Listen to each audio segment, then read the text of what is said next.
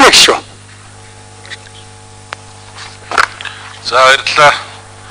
За өнөөдрийн энэ шүүхийн шинжилгээ асуудлаар оруулж ирж байгаа хуулийн төслийг бол өрн дөрөнд дэмжиж байгаа.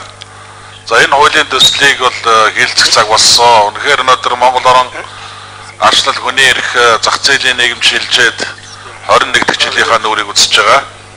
Харамсалтай нь энэ 21 жилийн хугацаанд Монгол орныг арчилсан Монгол улс гэж нэрлэж байгаа хэдий боловч хамгийн салхи ороогүй шинжилэлт өөрчлөлт хийгдэг ус салбаргүй бол энэ шүүх хуулийн байгууллагын салбар байгаа.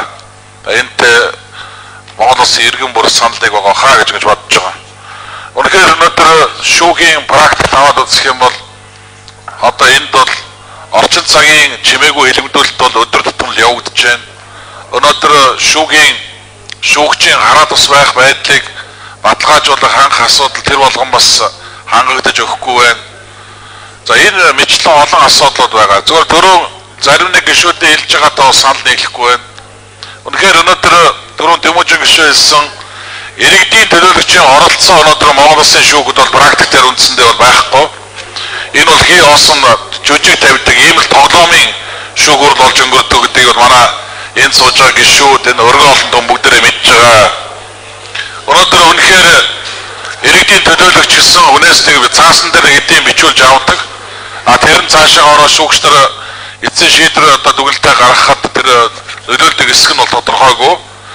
Иргэдийн төлөөлөгчөөр сууж байгаа хүмүүс нь бол үндсэндээ бол иргэдийн төлөөлөгч чадамжгүй ийм хүмүүсийг бол суулгадаг.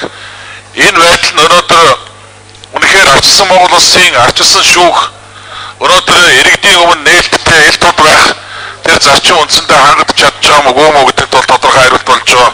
Ийм заалт гэж ойлгож байгаа. Тэгээ ер нь